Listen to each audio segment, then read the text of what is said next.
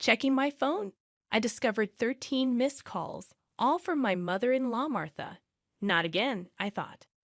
As I pondered this, my phone vibrated once more. I answered, and Martha's voice, filled with anger, came through. "Excuse me, isn't the allowance for this month $3,000 due?" she demanded. "Excuse me," I retorted. "I'll send the allowance once this month's payment is deposited." Martha raged, completely disregarding my circumstances and only expressing her own desires. I had enough of her. Even in this situation, she didn't reflect on her words and actions. I felt I had no choice but to resort to my last option. I pulled myself together and bled out to my phone. "Your son has passed away, so I can no longer send the allowance. My name is Jennifer Smith, 32 years old.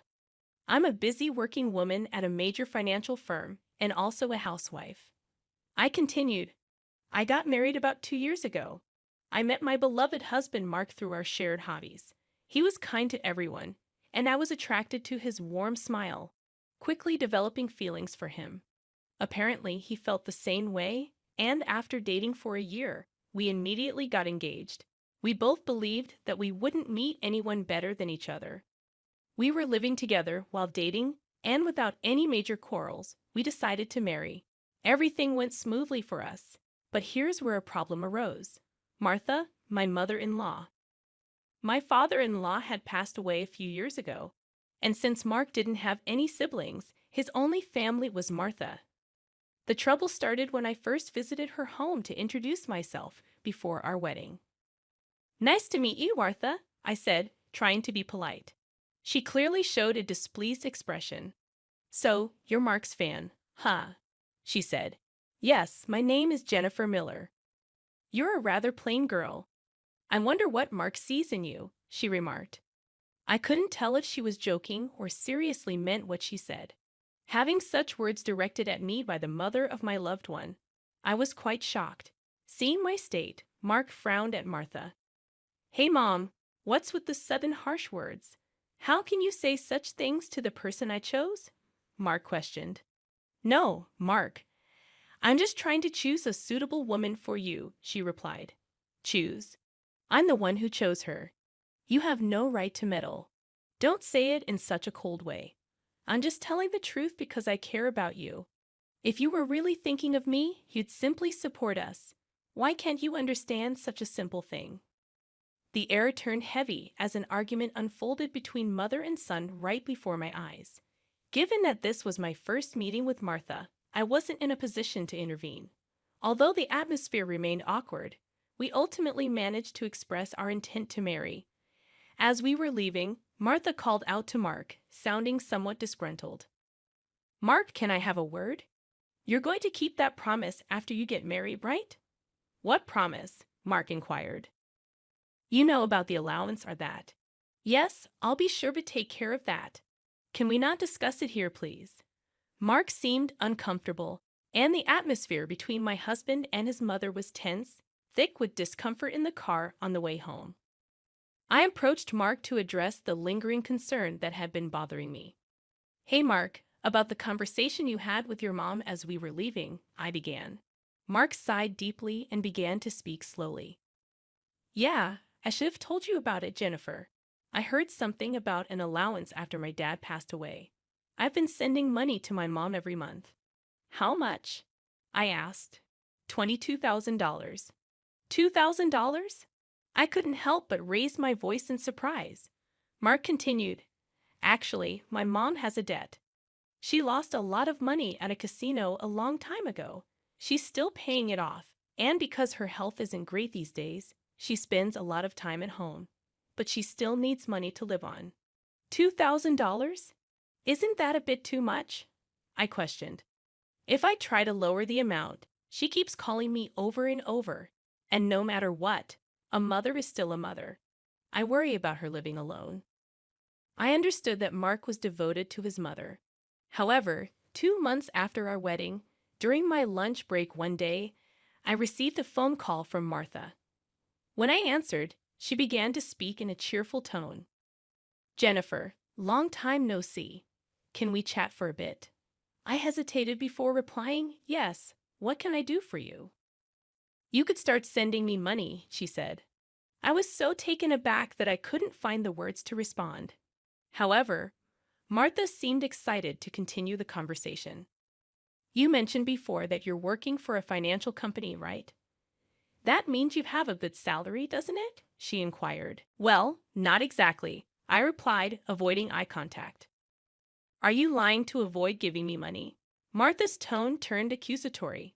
That's not what I mean, I explained. But Martha, you're still receiving financial support from Mark, aren't you? In response to my question, Martha defiantly replied, so what? I stated what I felt. Martha, receiving $2,000 in monthly support is a big deal, and yet you're asking for more, really. Martha questioned, if you were to send me an additional $1,000, I could avoid burdening Mark. Confused, I asked, what do you mean by that? Martha elaborated, well, I have Mark as a guarantor for my debts. If I fail to make payments, the debt collectors will go after him. Do you understand? But aren't you using part of Mark's $2,000 to pay back the debt? I inquired. Martha admitted, I'm short. I haven't told Mark, but I have a significant amount of debt. From Martha's tone, it was apparent that this was a fact even her husband was unaware of. Having children in the future would increase our expenses. Additionally, taking over Martha's debt was not an easy task.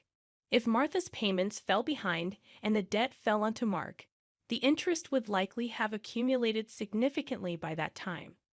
If I refused to send money, it would eventually become a problem for my husband as well. It was better for Martha to pay off her debt now. Thinking along those lines, I reluctantly agreed to Martha's proposal. All right, I'll start sending you money, I conceded. Martha seemed relieved, saying, really good, Jennifer. I knew you would say that. The total, with Mark's contribution, will be $3,000. But this means you can pay off your debt, right? Yes, of course. I should be able to pay it all off in about a year, Martha assured. I pressed, you promise, right? You'll make sure to pay off all your debts. Martha agreed, and I said, I get it, so I'll be expecting it from this month onwards. She ended the call abruptly. Physical exhaustion from work, combined with this emotional burden, only added to my stress. $1,000 a month was going to be rough, but it was also to prevent future problems for us. After all, if Martha couldn't make a living, it would upset Mark as well. That night, I promptly reported the matter to my husband. He listened attentively and said I didn't have to do this, but I had already given my word to Martha, and it was a decision made for our future well-being. Mark expressed his gratitude and understanding, even as he maintained a sorry expression throughout. Time flew by, and 2 years had passed since then. The financial aid we thought would end in a year was still ongoing, and even now, we were transferring $3,000 every month to Martha. What's more, about 2 months ago, Mark fell ill and has been unable to go to work. He's on sick leave, so he's receiving disability benefits, but it's a mere pittance compared to his previous salary.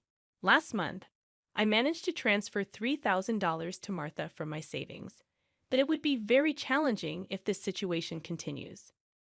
Unbelievably, Martha has not once come to visit her sick son. We have told her about his hospitalization, but she doesn't show up to see him and only contacts me to ask, "You're still sending the money, right?" I was so angry that I decided to confront Mark about the issue. Mark, don't you think it's wrong that Martha is only concerned about money, even though you're in such a state? We need to think seriously about what to do going forward, I said. Mark agreed, saying, yeah, I've been thinking the same thing.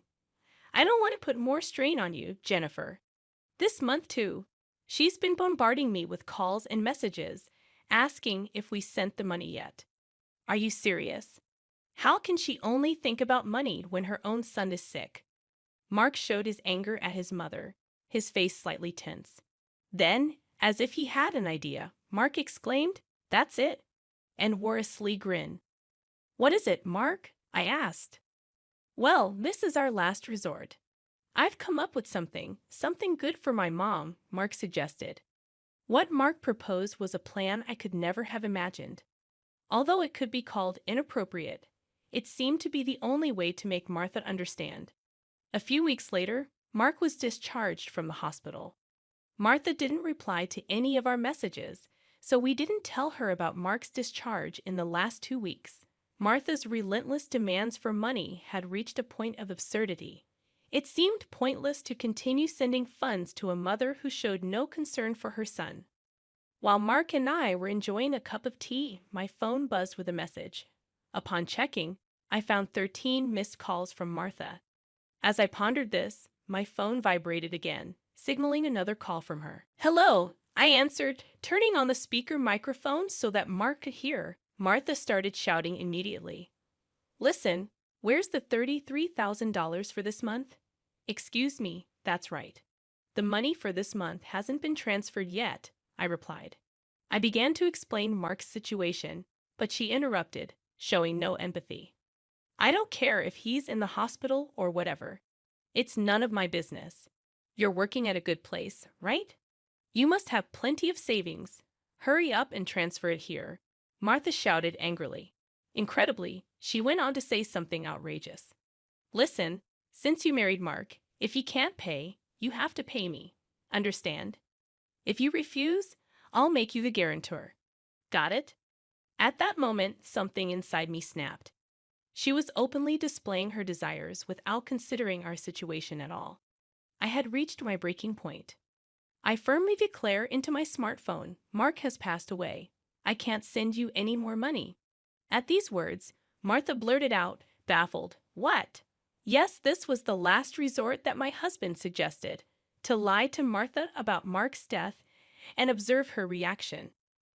If she showed any sign of sadness, if she reflected on her behavior and apologized, we would continue to support her financially. But if she didn't reflect, if she demanded money, we would cut ties completely. Deep down, I thought that even a money-grubbing woman like Martha would deeply reflect on her actions if she were told that her own son had died. However, the very next moment, Martha burst into loud laughter. "Yay, what's so funny?" I asked. "Well, isn't it obvious? If Mark is dead, that means his inheritance will be distributed to me too. Excuse me, I've been looking into it since I heard that Mark was sick. Listen here, 2/3 of Mark's assets are yours, but 1/3 is mine." I was at a loss for words. I never thought that when she first heard her son was sick, she wouldn't look into treatment, but rather into how the inheritance would be divided. My anger surpassed. I was simply dumbfounded, and my husband appeared to feel the same way. As our eyes met, he slowly nodded, signaling to continue with the plan. I once again addressed Martha in a strong tone. "Martha, did you hear what I said? Mark is dead." "I heard. What about it? Aren't you sad your own son passed away before you?" She callously responded, "You just make sure to send me. I won't let you get away with not doing it," I exclaimed. However, with a click, the phone line was abruptly cut off, and a dial tone echoed. Glancing at my husband, I saw that he was visibly shaking with a face red with anger. "Mark, are you okay?" I asked. My husband looked into my eyes and said, "I'm cutting ties with her. She'll likely come here eventually, demanding my money. Let's wait until then, okay?" "But are you really okay with this? Cutting off ties just like that?" I inquired. "Yeah, I have no regrets. After that call, she's no mother," my husband replied, his eyes filled with hatred, and I felt the same way. A person who only thinks about money over her own son's life is not family to me. A few days later, as we expected, Martha came to our house. For the time being, I decided to hide my husband in the next room and deal with Martha myself. She approached me with a face like a demon. "Hey, give me Mark's inheritance right now," she demanded again. "With that, anything else to say? He's already dead, isn't he?" "It's pointless to say anything now," I retorted. "Yet you never even visited him. What are you saying? Are you really his mother? You're so annoying. Give me the inheritance right away. I don't mind dating a lawyer," Martha persisted. Speaking more would be a waste of time, I thought. Just as I thought that, my husband emerged from the next room. Seeing him, Martha let out a startled gasp, as if she had seen a ghost. Mama. Mark said, "YW dead? Long time no, Mom, sorry, but the news about my death was a lie," Mark explained. A lie?